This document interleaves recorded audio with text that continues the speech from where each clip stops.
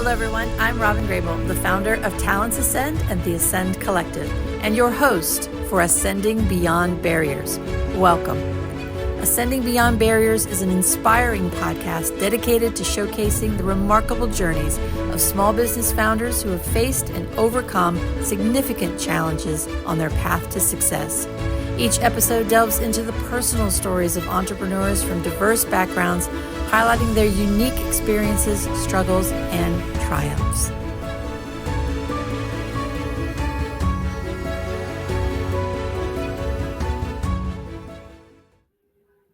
Today, we welcome Diana Watson, a two-time Emmy-winning journalist turned entrepreneur and philanthropy leader. In 2024, she launched Diana Watson Media with a mission to help nonprofits and businesses own their narrative through storytelling, emceeing, and training. Previously, she served as Senior VP and Chief Philanthropy Officer at the YMCA of Greenville, where she led fundraising events and launched the Y's first ever food program during COVID. With over 25 years in broadcast journalism, Diana's passion for impactful storytelling continues to shape communities. A dedicated soccer mom, she and her husband Michael have twins, Lindsay and Leo, both thriving in the sports industry. Diana, thank you so much for being here today. I'm so excited to talk with you. And as we talked about off camera, 25 years in journalism, I hope I can do justice in hosting you well on this conversation. But thanks for being here. And just tell us how you got started in journalism. That's something frightful. I think people are like, oh my gosh, you're going to be on camera, you're on TV, you've got to remember what you're saying, you got to pronounce things right. It's like, how did you get started in that? Yes. And Robyn, first of all, thank you so much for your hospitality and having me here. I am so excited to get to talk with you today and to be able to share more of my story because as a journalist, I mean, everyone has a story and mine really started really back at age 10. My family was one that we collectively would sit around, and this was when the evening news would be on, and we would discuss current events. My parents were really great about making sure that my sister and I were well versed on what was happening. We talked about it as a family. Nice. When I was a kid, I very much remember the day that President Ronald Reagan was shot. I very much remember other current events and being in school and having those conversations at home. When I was in high school, I was in a very small school in suburban Washington, D.C. I grew up in a town of about 3,000 people. And in my school, I had a wonderful English teacher who really encouraged me as a writer. And she then encouraged me to be part of our school newspaper, which I loved. I loved the opportunity to get around and talk to people and ask questions and write stories. And then we had a very small TV production class, and we were able then to do sort of weekly announcements in video form. And so I was able to learn through that. We had a wonderful teacher there who taught me everything from shooting video and going around and asking questions and editing video. And it really opened up my eyes to the possibility of going into journalism. And I remember at the time thinking and going up to friends and saying, well, I'd like to be a news reporter. And they said, sure, from our little town, you think you're going on TV? Right? Like, how in the world will you do that? But I really believed that I could and went to my parents and said, this is something I'd like to pursue. With them, neither of them had been to college.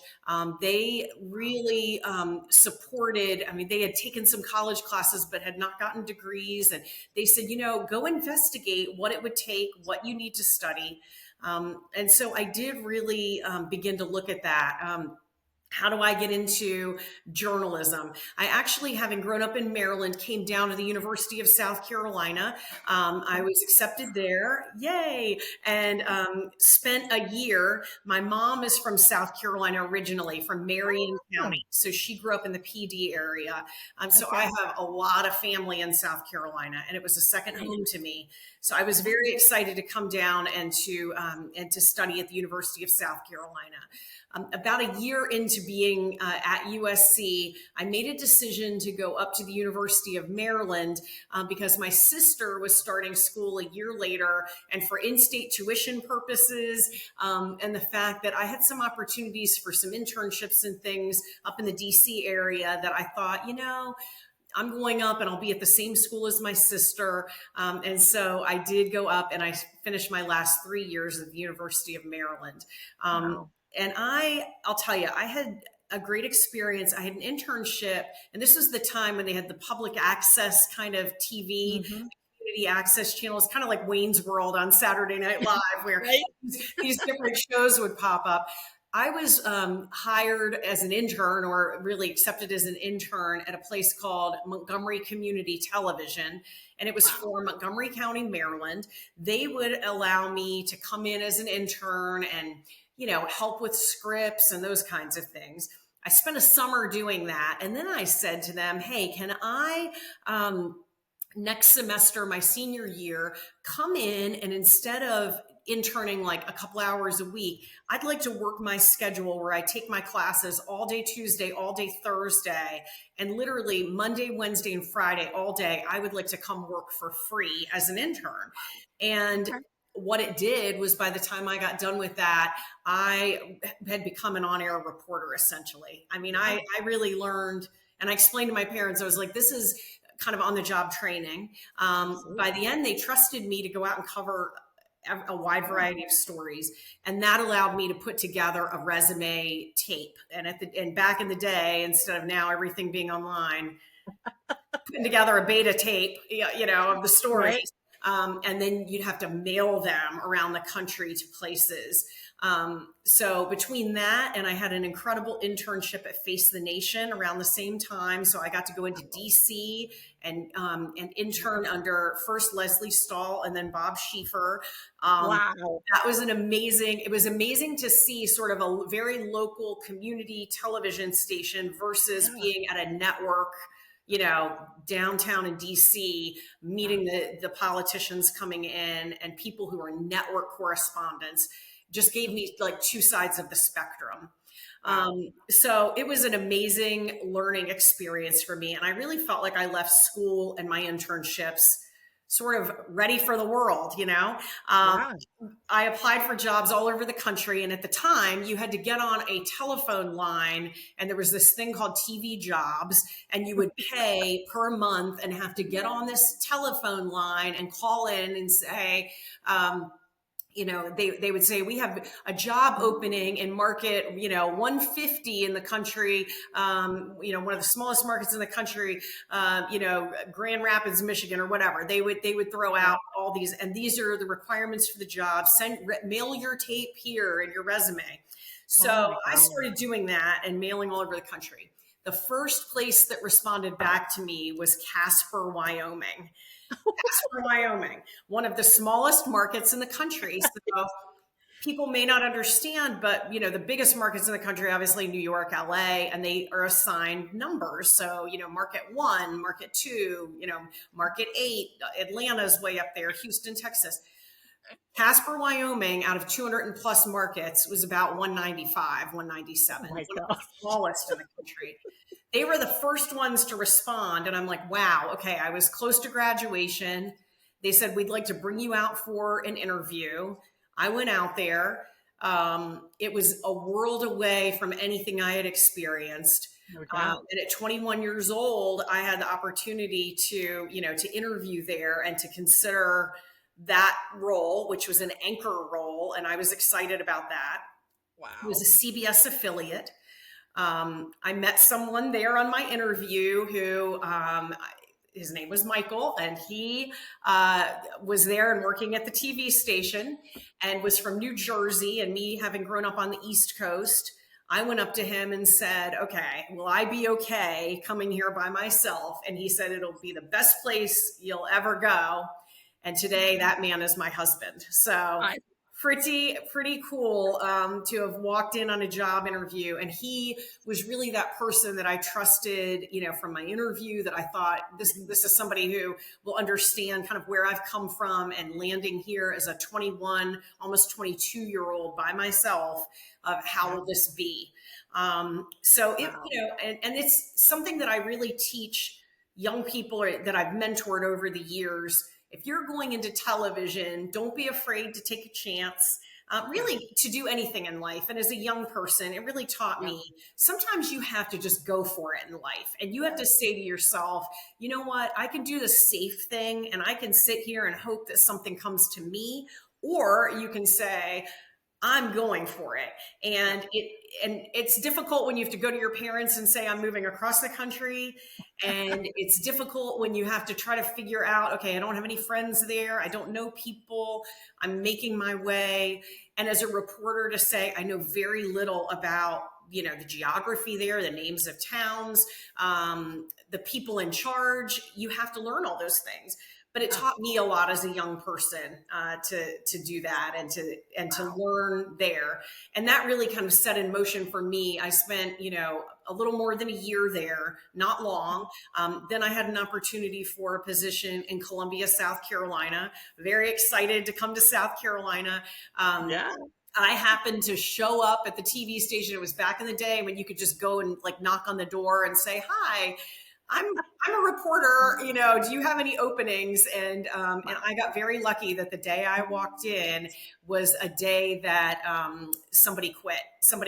A reporter had put in their notice, so they were looking to fill a slot pretty quickly. Wow. And so I ended up working at that station in Columbia at WLTX, CBS affiliate there. I was the first woman evening anchor they had ever had during the time I was there, Nice. which was a cool thing. It was back when you would have, one man oftentimes anchoring the news. And Yep. so I felt excited to be part of that. Early 90s basically was the time frame on that. And then and they were wonderful, and I learned a tremendous amount, shooting my own stories, editing, all of Wow. that. And then a couple of years later, I had the opportunity to work at WSPA, CBS affiliate in Spartanburg. I was there for about 8 years. And during the Wow. course of this time, Michael and I continued to date. We got married. And during the time I was at WSPA, we were expecting twins, our twins, Leo and Lindsay, which is so great. And then that led me to later to go to Fox, Carolina, where I was for 15 years, from the time the kids were 3 until they were 18. Oh Um, my gosh. and, you want to talk about experiences and all the things. I look back over the 27 years I was in news, and I think pretty much every national or local story that happened, I spoke about, reported Wow. on, and it's tremendous to think back over really that privilege of being able Yeah. to sit in people's living rooms and to share the news of the day with them. Yeah. Very long Wow. answer to that question. No, no, it's a lot of great stuff in there. I want to touch on a couple of things because I think I read an article earlier. Today's Tuesday. I read an article earlier this week. Long weeks for me, but Yes. it talked about women having to take more chances and do more to show their value in order to break through some of those barriers that we face, which is so true. Sad that it's still happening to this day, but I love that you talked about how you saw an opportunity and you did more. You created a space for yourself to show your value, to be able to prove that you could do the work, that you could get those advancements. And I think a lot of people, and they just sit and wait for it to come to them, and that is not how it can happen. Didn't work back then, it definitely won't work in today's world. You have to create those opportunities for yourself, show the value that you have, but all the while you're gaining skills in all of that and breaking barriers. So that's fantastic. And I think it's meant to be. I think everything happens for a reason. I believe that everything happens for a reason. So Casper, Wyoming, you met Michael. I mean, it was just like it's just meant to be, right? And then I It's think that's so great. Well, tell us. You mentioned Leslie Stahl, and anybody else famous that you got to interview, Oh my or goodness. I have. So over the years, I've had a lot of great opportunities to just meet so many interesting people. And, one story that stands out was I was at Wofford doing a story on Mitt Romney when he was running for president. Okay. And they said, okay, you'll have to go onto his bus and sit with him and do this interview with him. And I was like, wow, this is really great. And, John McCain was coming through at certain points. And, Wow. it was just very interesting to meet so many leaders of the Wow. day coming through. So I went and sat on his bus and we had our camera and it was lunchtime and some staff was coming on with Chick-fil-A boxes. And I said, oh, everyone's having some Chick-fil-A for lunch. Isn't that great? And he said, well, actually, I'm not having Chick-fil-A. I'm having a peanut butter and marshmallow cream sandwich. And I Ew. said, oh, a fluffer nutter? And he goes, you know what a fluffer nutter is? That's what the name of the sandwich is. Sure. So we kind of bonded over Oh, a conversation around peanut butter and marshmallow cream sandwiches. I interviewed Molly Ringwald, years later, and I was a big fan, obviously being an 80s girl, and right. sat with her and we spent a lot of time at the beginning of the interview talking about seasonal allergies and what do you take for that, and Wow. ahead of. So what it really has taught me over the years and the people I've met, and I've had opportunities to meet a lot of, famous people. At the end of the day, people are people. And, Humans are if humans. we can Yeah. find those connection points with people, and it may be Yep. somebody that, you've seen on TV or on a movie, most of the time, and I will say most of my experiences, just about all of them, is if you can just reach them where they are and have that conversation, we're all just people. Yeah. And at the end of the day, probably most of my really memorable opportunities were to sit with people who you would say they could be a neighbor or someone in our community who gave me the opportunity to sit with them at a moment that maybe was an especially difficult moment in their lives, because unfortunately that's when a news team shows up sometimes, Yeah. or at a very pivotal, important, happy point in their lives. And to be able to be a part of somebody saying, I will share with you what's going on in my life, good or bad, and I trust you to tell that story of what's happened. That to me is an honor and something I never took lightly. And so there are people that throughout my life have touched and really shaped who I've become because they've told me about themselves. And so that, I wish honestly I had journaled more during the time, Mm. because I think back and I'll be driving down a road in Greenville and I'll say, or anywhere in the upstate really, and I'll be like, I remember a story there. I remember talking to this person. It'll jog a memory. Sure. Or I'll meet someone and they'll say, remember, 10 years ago, you interviewed me and we'll talk about it. And I do, of course, right away remember, but just some incredible experiences. I was there for Reverend Billy Graham's funeral. Wow. I was there the day Susan Smith was arrested. I was there Wow. in Charleston after that mass murder at the church. Awful, right? And Awful. I was also there for, incredible just stories of incredible work that people did. I met a gentleman who has a small ministry and an effort to feed hungry people in our community, and had the chance to go out with him as he talked with homeless people. And for me to learn from them what put them into the situation they were in an area like Greenville, where we hear so much about the incredible progress, Yeah. what led them to being there truly shaped me leaving television, going into going into nonprofit work, starting a food program at the Y. Had that not happened in my life, I don't know that I would, the trajectory of that, and it's talking to people who are homeless, on the streets of Yeah. Greenville led to that. So I'm just a believer that if you are a lover of people and you want to truly, and you're curious and Yeah. you're a listener and you want to hear their stories, it opens up and enriches your life, regardless of who how famous or not famous that person is. And so Yeah. each person I've talked to, I believe, really has shaped where I am and what I know and what I understand today. Absolutely. I mean, that's why I love doing these podcasts, because it's the same thing. I mean, I get to meet people like you who have a story, and it's just so enriching to me to learn about what you've done. And I love that you say humans are humans, because we talk about that a lot here at Talents Ascend, because we're all about skills and matching skills and being being able to help employers see people for their skills, not for how well they can write a resume or where they've been in their past, but what do they have today? Look at them for the human being in front of you and give them the opportunity to tell their story, to talk about their skills, and really, and you will find out what great human beings are out there. So that's just amazing.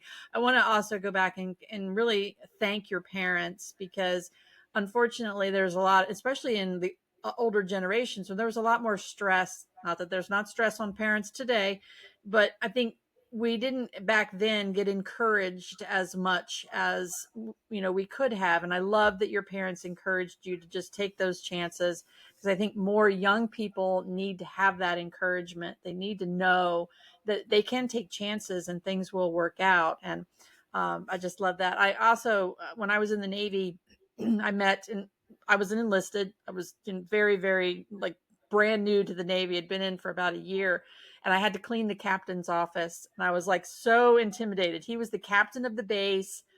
And I remember he came into the office early, and I've told this story before, but he came into the office early, and I was so like, oh my gosh, I'm going to get into trouble. He's, all these things. And he sat me down and he said, officers deserve respect, but we put our uniform on just like you do, one leg at a time. And I've never forgotten that. So it helps me not be intimidated, but be grateful for the people that I meet, be taking in, like you said, let's not be intimidated by interviewing Leslie Stahl or Mitt Romney. It's like, learn from their stories, find those connection pieces. And I think we don't do enough of that in this day and age. So just, gosh, I'm just like, oh, your story is just amazing. Oh, So thank I you. want to just ask, again, for women out there who are trying to break some of the barriers that we still Yes. face, how do you tell them, what would your advice be on how to tell their story so it doesn't sound like, I don't want to say this, it doesn't sound like we're just trying to make better of our, like I'm trying to be boastful, but we have to be able to tell our story as women and get the attention sometimes. What would your advice be for somebody who's trying to learn to tell their story? Absolutely. I do have advice around that because I think it's really important. There is so much competition these days, Yeah. and one thing that I've learned over the years is that oftentimes, and in talking to friends and colleagues, women tend to undersell their Yes. potential. So men will look at a listing of a job, and there might be, 12 things they want someone to know how to do. And if a man, and this is just speaking stereotypically here, but if a man knows how to do two or three of the things, they say, okay, I'm qualified, right? I'm going to apply because, and this is rightfully so, they think to Yeah. themselves, I can learn those other things, or someone there will support, or we'll just figure it out, right? For Yes. women, and I think women, this is us as a box checker and somebody who just feels like we look at the list and think, oh gosh, I only have like 8 of those things. I can't apply. And so we almost take ourselves out of the running before we even Yeah. give ourselves a chance. When in Yeah. reality, if you look at those things, oftentimes skill sets you have, knowing a certain, computer program, or knowing, you can, things like that you can learn. But what you bring to the table in perspective and experience, in empathy, in ability to work with others, there's so many things that honestly can fit skills that a woman has. And so I would just say to women, don't undersell yourself. I took a huge leap. I had been on the news for 27 years and decided I really wanted more time with my family. My kids were going away to college. They were playing college soccer like 5 hours Mhm. away. I wanted to be able to get in the car with my husband on a Friday afternoon, and go watch them play. So I felt that my sort of where I was in my life, it was time for me. There was a fork in the road. And I decided really to leave television after a lot of thought. I went around, and this is something I would recommend too. I went around and found 10 different people in town who I knew. Some of them I knew well, some of them I respected from afar, some of them I had, they had been past colleagues or people I'd crossed paths with. And I asked them if they would be willing to meet me for coffee. And I shared with them that I was considering leaving television. And I said, look, if you can keep this quiet, I just need an ear. As someone who's leaving television, you've seen me, or we've crossed paths. I've always admired the work you do. What advice would you give me, or a direction, or could you just keep an ear out if you hear of something? And it was incredible, the generosity that they gave. So don't be afraid to ask others sort of how they see you. What do you see me doing? Or, what are some skills, or what would be some approaches or avenues I could take? And I think to them too, it's respecting them as a person to say, I see so much in you that you're somebody I felt like I could come to. So that was tremendously helpful, because one of those meetings resulted in a door opening with my position at the YMCA.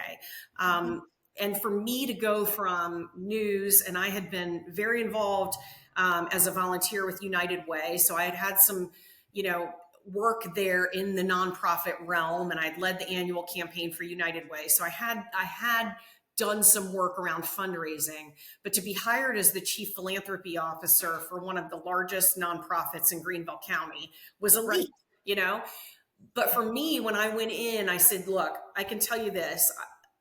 I can communicate the story of the work that's happening. And I think it's important for any job, if you have great communication skills, or can lean on that, or can hone those skills, if you can talk to people, if you're a good listener, if you can work on your writing, and there are ways to, continue to just be better at your writing, if you can work well with others, those things translate in many different roles, right? So that helped me to open a door. And I'll tell you, I was scared because I didn't know everything about, I had a learning curve around just the YMCA culture, and learning all the acronyms and all the things and the people and the branches and all of that.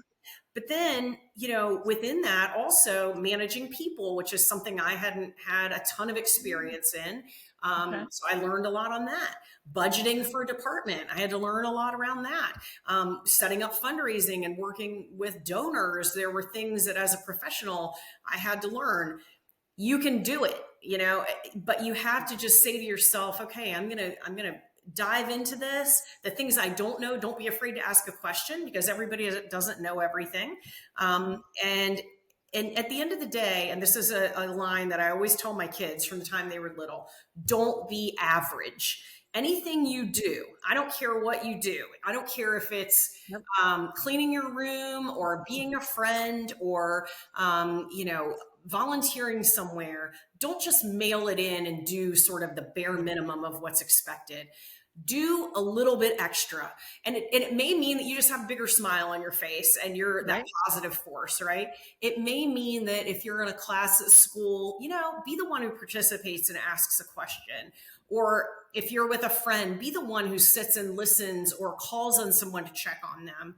And then from a professional standpoint, and I think especially as a woman, don't sit in the corner and expect things to come your way. Give that little extra, because then, you know what, we all make mistakes. So there are plenty of things that I did at the Y, just in a learning curve, that I didn't know the answer to.